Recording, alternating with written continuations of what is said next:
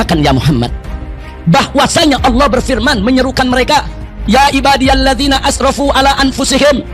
Katakan ya Muhammad kepada mereka bahwa Allah itu memanggil hamba-hambanya, wahai hamba-hambaku. Hamba yang mana? Alladzina asrafu ala anfusihim, hamba-hambaku yang telah kelewat batas terhadap diri mereka. Hamba-hambaku yang sudah kelewat batas terhadap diri mereka. Apa kata Allah? La taqnatu min rahmatillah. Jangan sekali-kali kalian putus asa dari rahmat Allah. Orang-orang yang banyak dosa, orang-orang yang kelewat batas, hamba-hambaku yang kotor, sini, la taqnatu min rahmatillah. Jangan sekali-kali kamu putus asa dari rahmat Allah. Setelah itu Allah nyatakan, innallaha yaghfirudz dzunuba jami'an. Sesungguhnya Allah itu mengampuni semua dosa. Apapun yang kalian lakukan, dosa apapun Allah siap ampuni. Walaupun dosa kita setinggi gunung, walaupun dosa kita seluas samudra, selama hayat kita masih di kandung badan, selama kita masih bernafas, selama nyawa kita belum ada di tenggorokan, saudara, Allah siap untuk mengampuninya. Syarat, tubu ilallahi taubatan nasuha. Rasulullah sallallahu alaihi wasallam uswatun hasanah, suri tauladan yang baik di setiap aspek kehidupan. Sholatnya paling bagus, puasanya paling bagus, zikirnya paling bagus, zuhudnya paling bagus, tahajudnya paling bagus, aneka ragam amal ibadahnya paling bagus. Tapi sungguh pun begitu, Nabi tidak pernah melupakan untuk turun menegakkan amar ma'ruf nahi munkar, saudara. Dan Nabi juga tidak lupa untuk mencabut pedangnya, mengangkat senjatanya tatkala dibutuhkan untuk membela agama. Takbir. Yaitu tentang taubatnya. Jadi taubat itu secara umum setiap saat pintunya dibuka oleh Allah. Kapan saja kita mau bertaubat, Allah akan senantiasa menerima hamba-hambanya yang bertaubat.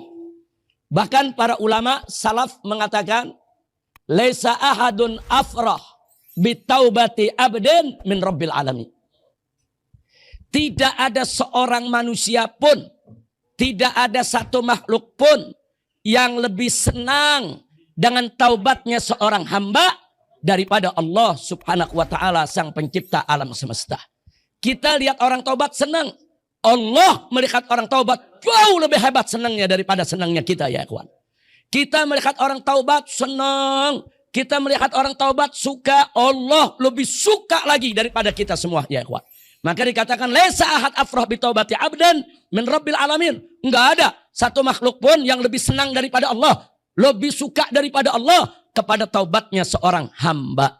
Nah, maka itu dalam Al-Quran pun Allah nyatakan dalam surat Al-Baqarah, faqala ta'ala, innallaha yuhibbul tawabin. Allah sangat menyukai orang-orang yang bertaubat. Nah, maka itu saudara, karena pintu taubat ini selalu terbuka, yuk mari kita manfaatkan. Bahkan dalam satu hadis qudsi, Allah memanggil hamba-hambanya, ya ibadi, wahai hamba-hambaku, kata Allah, innakum tukhti'una bil laili wan nahar. Engkau ini berbuat salah, berbuat dosa siang dan malam. Malam siang kalian banyak bikin dosa, banyak bikin kesalahan, kata Allah. Tapi selanjutnya apa Allah katakan? Inni aghfirudz dzunuba jami'an. Ingat, kata Allah, kalian ini setiap hari siang malam bikin dosa, bikin salah. Tapi sesungguhnya aku ini aghfirudz dzunuba jami'an, yaitu mengampuni segala dosa. Nah, setelah itu Allah katakan, karena aku ini mengampuni segala dosa, sementara kalian banyak berbuat dosa, fastaghfiruni, maka itu mohon ampunlah kepadaku, kata Allah. Kalau kalian memohon ampun kepada Allah, apa kata Allah di hadis ini, saudara? Allah menyatakan, aghfir lakum, niscaya pasti aku ampuni kalian semua. Subhanallah. Jadi saudara, ini kita punya Tuhan luar biasa, saudara. Dia tahu kita banyak dosa. Saudara tahu. Tapi kita nggak dimaki. Kalian ini banyak dosa. Kalian ini banyak dosa. Tapi jangan putus asa. Aku kan maha pengampun. Aku kan mengampuni semua dosa. Minta ampun dong kepadaku. Minta maaf dong kepadaku. Aghfir lakum. Allah janji pasti aku ampuni kalian semua. Subhanallah. Bagaimana nggak dermawannya Allah? Bagaimana nggak pengasihnya Allah? Bagaimana nggak penyayangnya Allah, saudara? Allah tahu kita banyak dosa. Bukan kita dilempar. Bukan kita dikucilkan. Bukan. Maka dimanjakan oleh Allah, sini. Kalian banyak dosa, sini. Mohon ampun dong kepadaku. nanti aku ampuni kalian semua. Subhanallah, ini satu seruan yang luar biasa. Bahkan di dalam surat Az-Zumar dalam Al-Qur'anul Karim, Allah menyatakan, "Qul," katakan ya Muhammad, katakan wahai Nabi, katakan wahai Rasul, katakan kepada kau punya umat, bahwasanya Allah berfirman menyerukan mereka, "Ya ibadiyalladzina asrafu ala anfusihim." Katakan ya Muhammad kepada mereka bahwa Allah itu memanggil hamba-hambanya, "Ya ibadi," wahai hamba-hambaku. Hamba yang mana? Alladzina asrafu ala anfusihim. Hamba-hambaku yang telah kelewat batas terhadap diri mereka. Subhanallah. Allah nggak panggil yang nabi, Allah nggak panggil yang wali, Allah nggak panggil yang soleh, Allah panggil yang banyak dosa.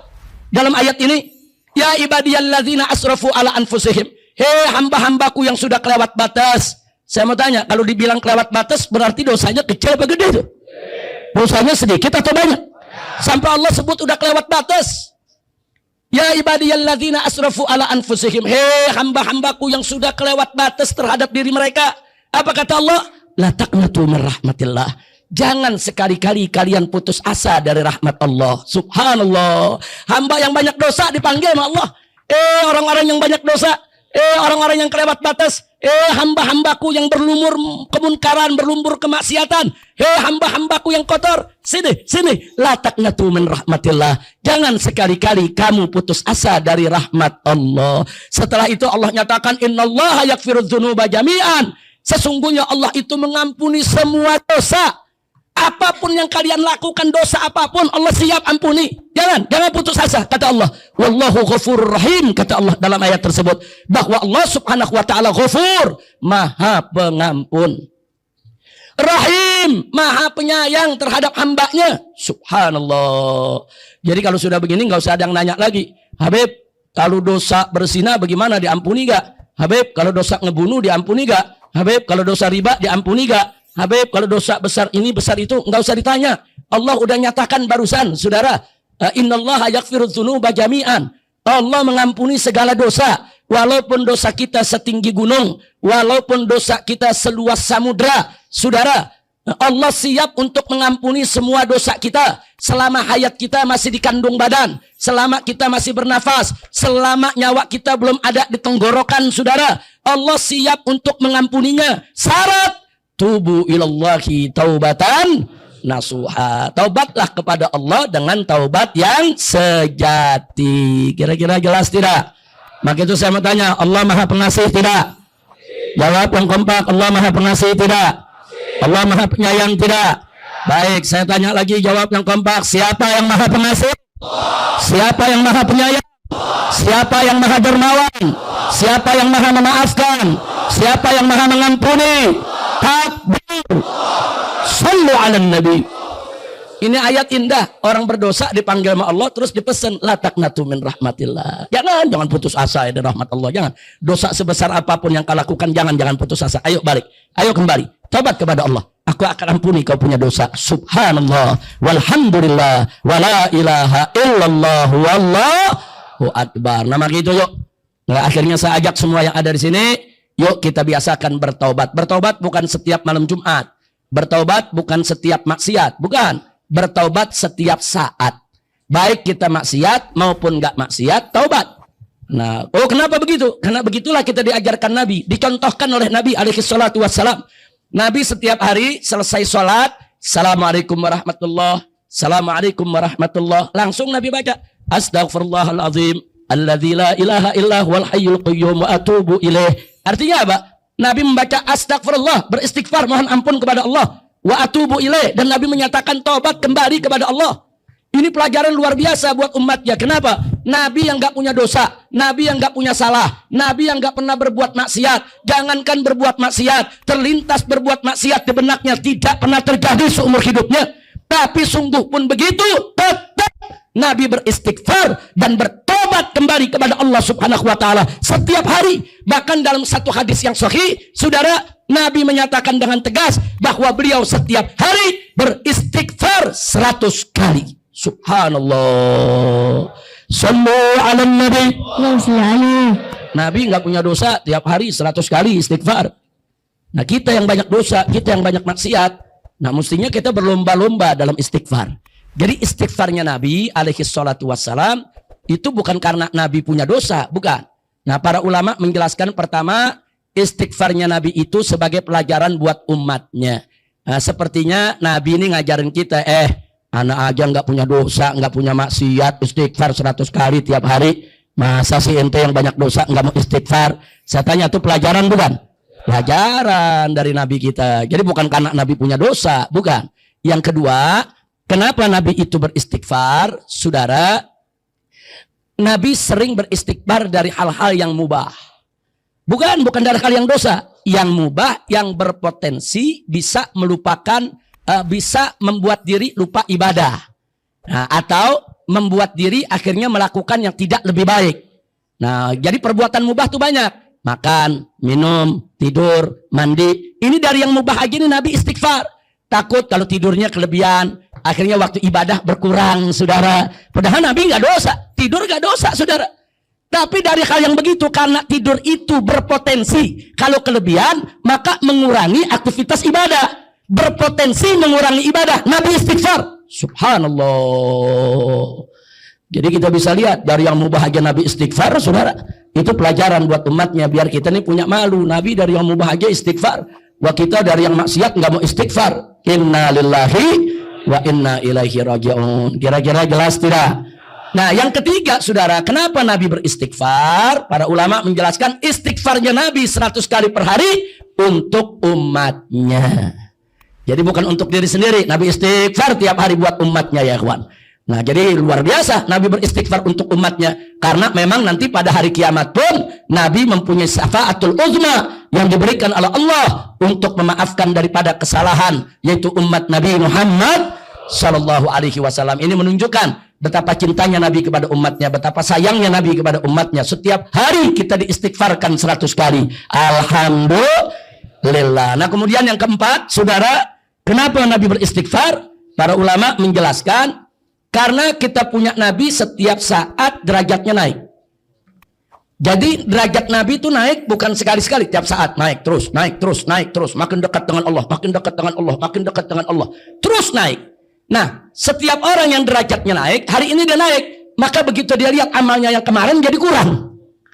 Begitu lihat yang kemarin, oh yang kemarin kurang, yang ini bagus. Besoknya naik lagi derajatnya, saudara. Begitu naik lagi dia lihat tuh yang kemarin dia bilang bagus, ternyata kurang juga. Semakin tinggi beliau itu naik derajatnya, maka derajat yang sebelumnya dia lihat kurang. Nabi beristighfar, kenapa kemarin kurang? Subhanallah.